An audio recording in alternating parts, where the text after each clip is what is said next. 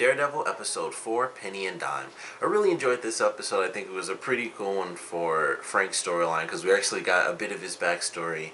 We still didn't get the full answer as to exactly what happened, but I'm assuming, once again based off of what I actually already knew about his story, that him being shot in the head was during the kind of massacre of his family. And they had a great scene for him before he got taken away with the EMT.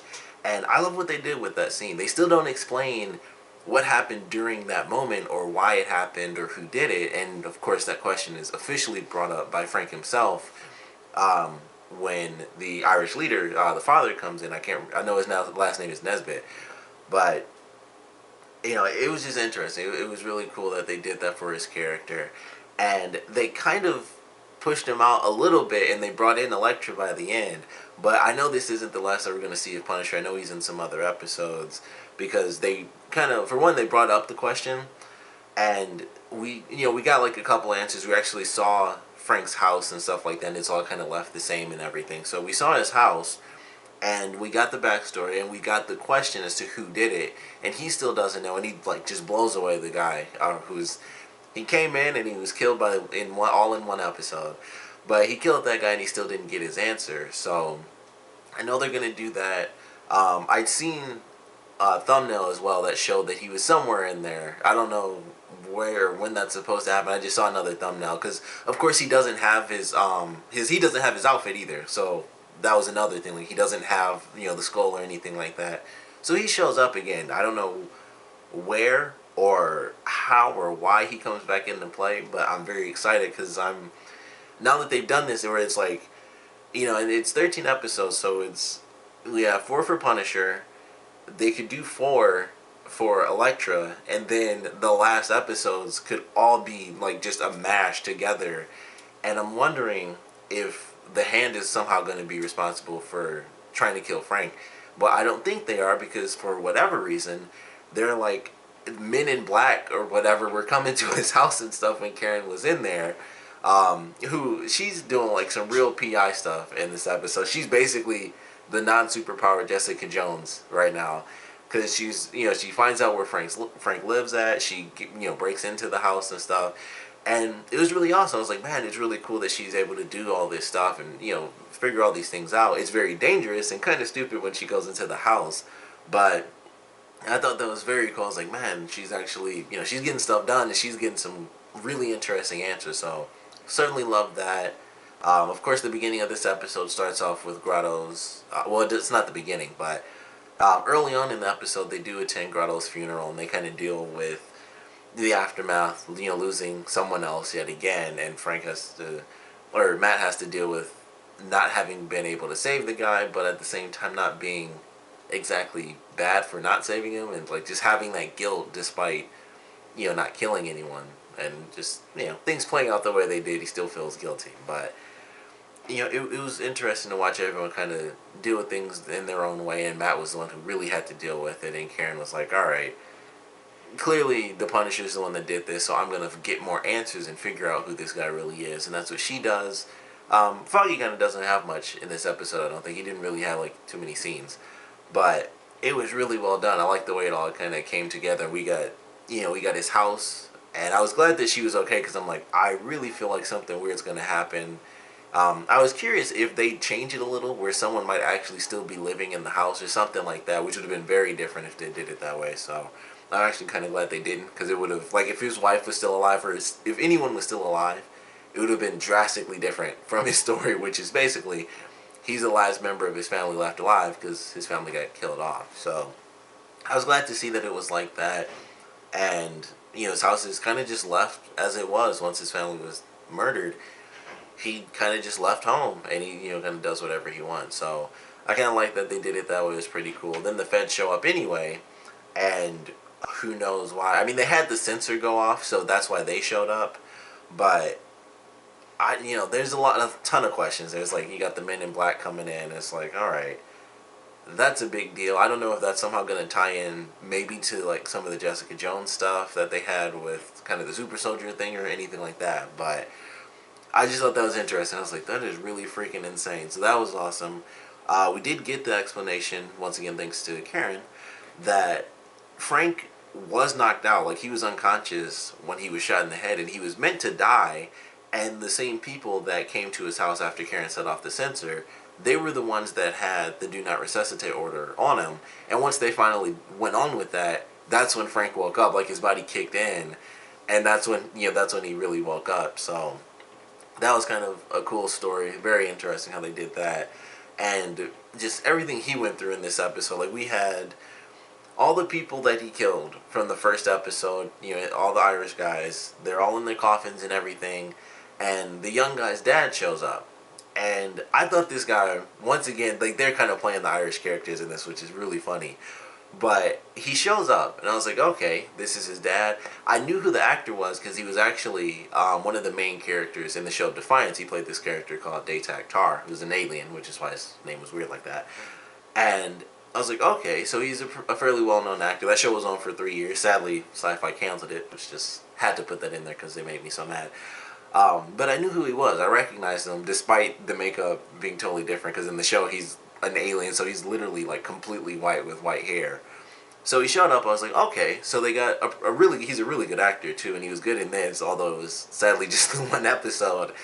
But he showed up, and I thought, okay, they're gonna bring in the Irish thing, and they're kind of flipping it, because I thought it was like the first episode, like, oh, they killed them all off, and then he came, and I was like, oh, so they really are doing the Irish thing. And then he died at the end as well, and unless they want to be really silly, and it's like the kid died, and then his father came in and he dies, and then the grandfather comes in and he gets killed off later, I think the Irish thing might be done. There's still people, but no one has really been given a name. We have the character Rory, who, he's technically still alive. I don't know if he'd really, like, take over or anything like that, but it's possible, I guess. But this episode was definitely a pretty gruesome one. Like, they went pretty dark really, really fast. I mean, the guy comes in, it's like, my son is dead.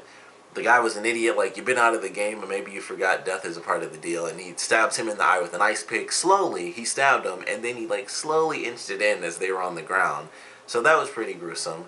And then he tells Rory, like, go out, get information. They're just, like, blowing people away, and, like, I think it was the second person they went to, where they had him against the wall, and he was like, I don't know, and he just instantly blew his arm. Well, he didn't blow it off, but he shot his arm with the shotgun. And I was like, dang, they are not messing around. They went to the first bar they went to, someone comes out with the shotgun, blew that guy away. I was like, alright, now you're going to give us some answers. So they got pretty gruesome really fast in this one, which I enjoyed. I was like, okay, they're definitely getting dark with it.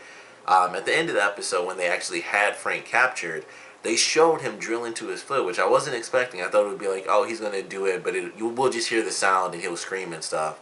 But nope, they showed him put the drill straight into his foot with the blood coming out and everything. I was like, alright, it's nice that they went so dark with it, because I think that's really good. But that was entertaining. Frank even getting captured was cool, because he got stabbed with, like, some tranquilizer, and he still took out all those guys. The only person left alive was Rory, and that was so Matt could find him later and get information.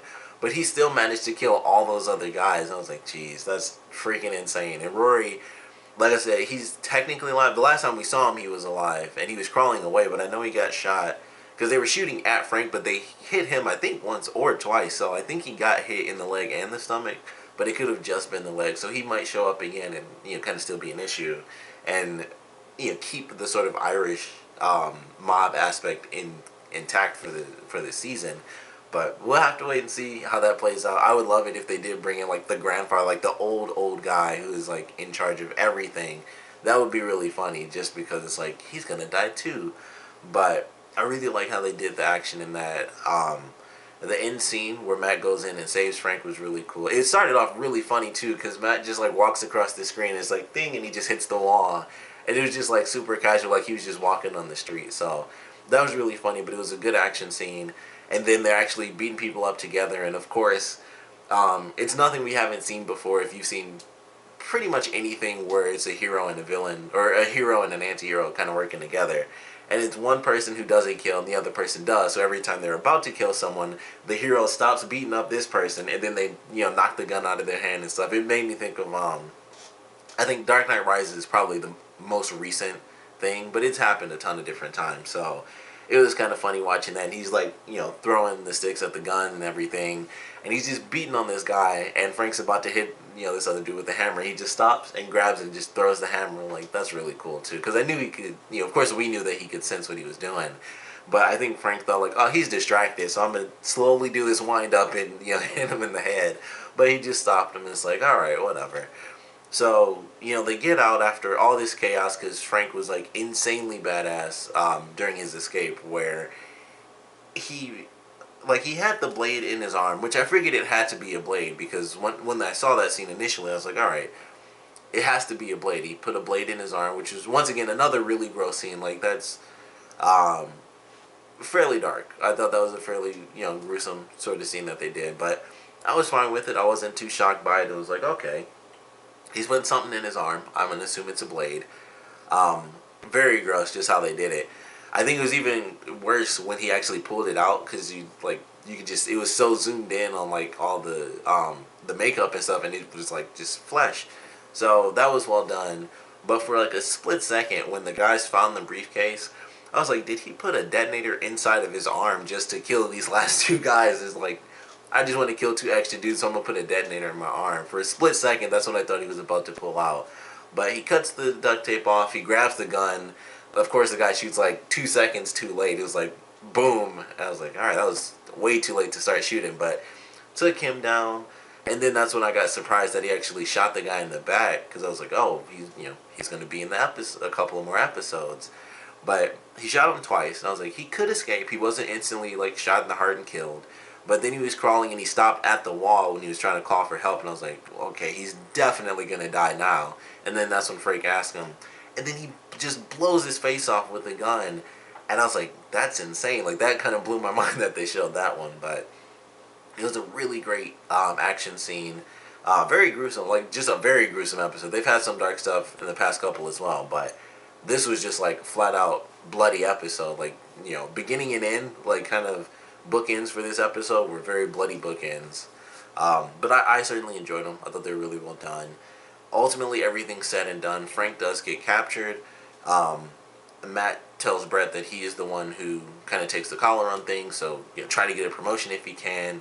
Let things happen as they should. And he made it seem like he was going to kind of quit being a vigilante, but obviously we know that's not going to play out because Elektra comes in at the end of this episode after Matt and Karen finally share a kiss. And I mentioned this before. It was like either it's going to be he decides that he doesn't want to do that because of the whole vigilante thing, or he decides that he will do it and it won't work because that's when Elektra's going to show up and it'll cause too many issues.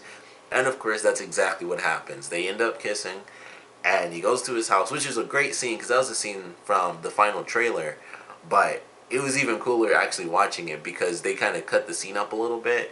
So it was a lot longer than it was in the trailer where he didn't know that she was in there, and that just made it even cooler to me. And so he's laughing and he has a little laugh like, holy crap, I'm going to go on a date with Karen and stuff. And he does his little laugh and stuff and he takes a sip. And then it's like he's laughing and smiling. And then it got super serious for like a split second. And he grabbed that knife so freaking fast. It blew my mind. I was like, I can't believe he grabbed that thing so fast. But Elektra showed up. Of course, the episode cuts off. But I'm very excited to get to the next one. As far as Karen and Matt actually getting together, I'm totally fine with that. I figured, of course, it was going to play out. I'm still surprised that they even teased it as much as they did. And I'm still surprised it happened so quickly. But also, we only have... I've recently found out we do only have 13 episodes again. So... it was just interesting because I thought they kind of ended it where they were all just going to be friends, and Foggy was definitely okay with it, so I thought that was cool. And he kind of, they kind of figured that all out in the first season anyway, where Foggy and Karen were like, they kind of had feelings a little bit, but ultimately they, recognized themselves as just friends. So it was kind of cool that he was okay and it wasn't going to cause like some little issue between the two of them. And even talks to Matt about it. It's like, if you don't be careful, you're going to end up happy. So I was glad to see it was just like no weird issues or anything like that between them because he still likes Karen or anything like that. It's just like, we're all friends. These are my two friends. If they want to be more than that, good for them. I want them to be happy. So I was glad it didn't turn into like some little, like a teenage type of issue or something stupid like that. So I was glad that it kind of worked out in that way.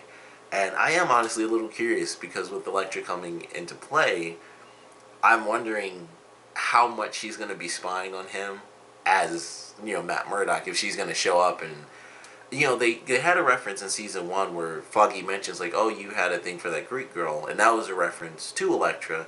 So I don't know if Foggy actually knows Elektra or if that was just thrown in as a reference before they ever even planned on having her in there. But it would be interesting if she showed up, like, at the office and Foggy was like, hey, it's been forever and stuff like that.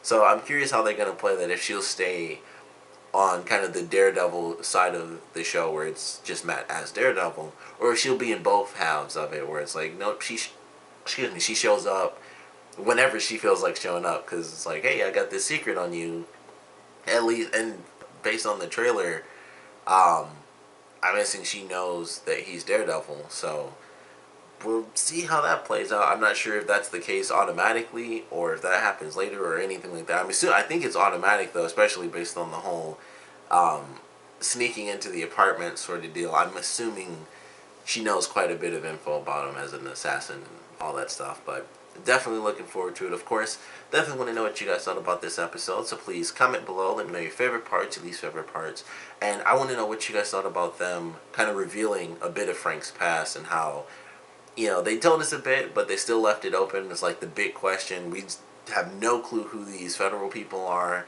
if they're really the feds or like some crazy a secret organization, which they most likely are. It's especially in a comic book, TV series, some weird super secret organization. But I definitely want to know what you guys thought about that, and of course the episode in general. So please comment below, let me know, and thanks for watching.